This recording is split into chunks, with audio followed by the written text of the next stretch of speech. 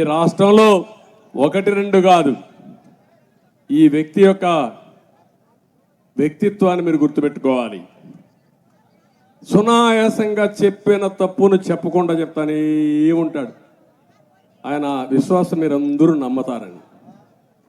ఒక నాయకుడు అనేవాడు విశ్వాసం ఉంటుంది, వ్యక్తిత్వం ఉంటుంది, మాటకు విలువ ఉంటుంది. మాటకు విలువ లేని వ్యక్తి ఈ జగన్మోహన్ రెడ్డి అని చెప్పి కూడా నేను మీకు తెలియజేస్తున్నా.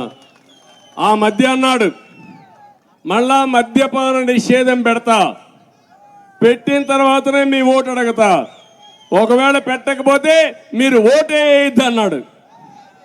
అన్నాడా లేదా? ఇప్పుడేమంటున్నాడు? మద్యపాన నిషేధం దేవుడి కరుగు, కానీ అన్ని నాసిరకం బ్రాండ్లు మీ జీవితాలతో ఆడుకున్నాడు. లెఫ్ట్ అండ్ రైట్ ఎంతమంది చనిపోవాలని మంది చంపేశాడు. ఆరోగ్యాన్ని సర్వనాశనం చేశాడు. దేశంలో దొరికే బ్రాండ్లు ఎక్కడా ఇక్కడ దొరకవు, అన్ని స్పెషల్ బ్రాండ్లు. అవునా కాదా? భూములు ఉన్నాయి. అలాంటి బ్రాండ్లు తెచ్చాడు. ఇప్పుడేం చేశాడు? 25 ఏళ్ళు లిక్కర పైన అప్పు తెచ్చాడు.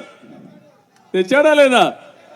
అంటే అప్పుడు ఓటు అడగనున్న వ్యక్తి ఇప్పుడు మిమ్మల్ని తాగించి రేపు రాబోయే రోజు తాకపోతే, మీ ఏమో మా గుర్తుపెట్టుకోండి, మీ భర్తలు తాకపోతే, మీ పిల్లలు తాకపోతే బలవంతంగా తాగిస్తారు, గుర్తుపెట్టుకోండి. అది ఏం చేసే పని.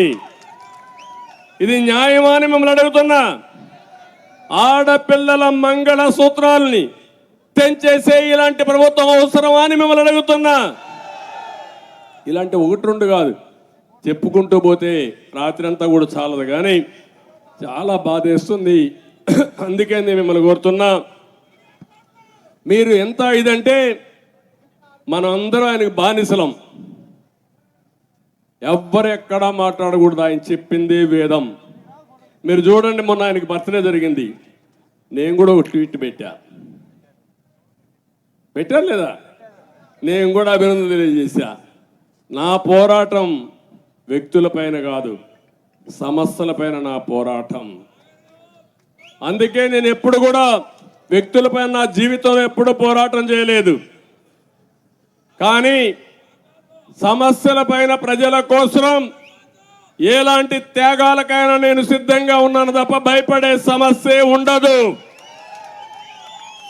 అలాంటిది పుట్టినరోజు వస్తే ఫుల్ పేజీ అడ్వర్టైజ్మెంట్లు. ఏమి పెద్ద పుట్టావు, ఓకే, పుట్టితే దానికి పెద్ద పండగ చేసుకోవాలనా? ఓకే, నువ్వు పండగ చేసుకో, మీ ఇంట్లో బాధ లేదు. నీ కోసం బలవంతంగా గవర్నమెంట్లని నీ సాక్షి పేపర్లో ఫుల్ పేజ్ అడ్వర్టైజ్మెంట్లు ఇవ్వాలి. Full page. ఎవరు? అది కూడా మీ డబ్బులే. ఈయన బర్త్డే మీ అందరి ప్రజల ధనం 100 కోట్ల రూపాయలు పటాఫట్ మొత్తం సాక్షికి వెళ్ళిపోయింది. ఇది నీతి. ఒప్పుకుంటారు కదా మీరు? ఒప్పుకోరా?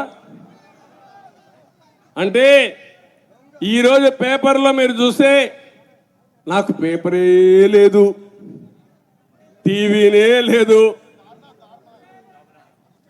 ఇల్లే లేదు, డబ్బులే లేవు, నేను నిరుపేదని.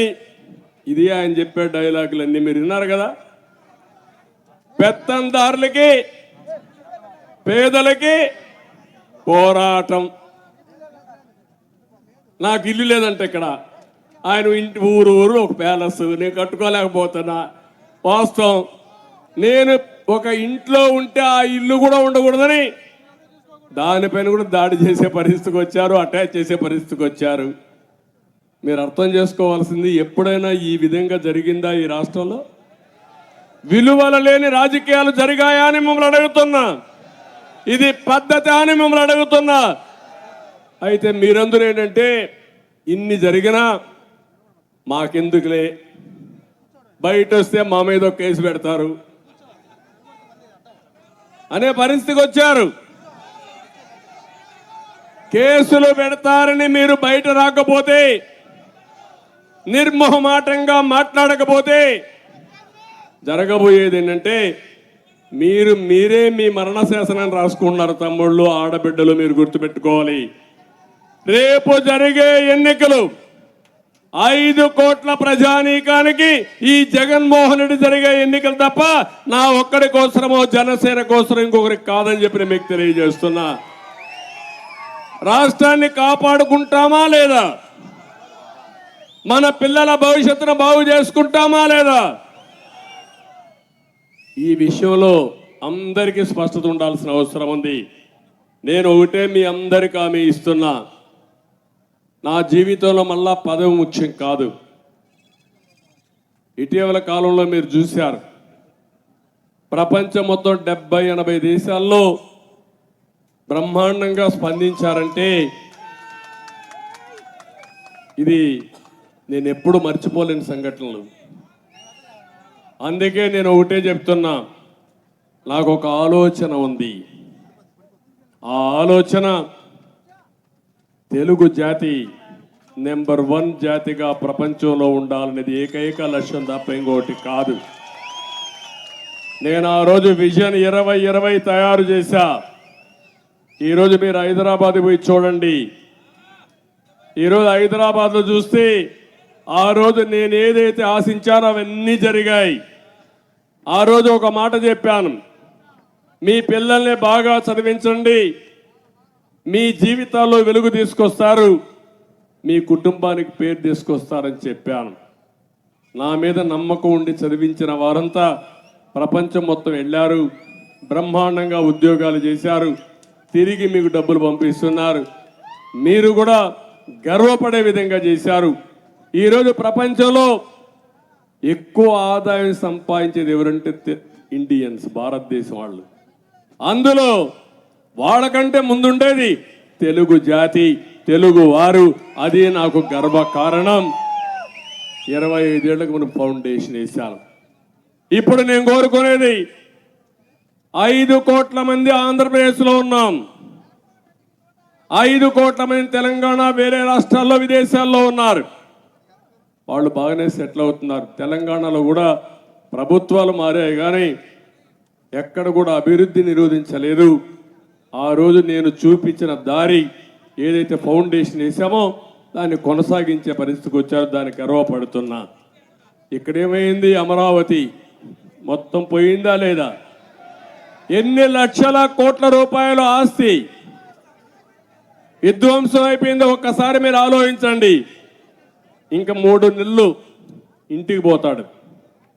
ఇప్పుడు విశాఖపట్నానికి రాజధాని మార్చేస్తాడంట. నిన్న కూడా కోర్టులో చీవాట్లు పెట్టి ప్రభుత్వ ఆఫీసులు ఏది కూడా షిఫ్ట్ చేయడానికి వీలు లేదని వాతలు పెట్టే పరిస్థితి వస్తే సిగ్గులేని ప్రభుత్వం ఇంకా మాట్లాడుతుంది.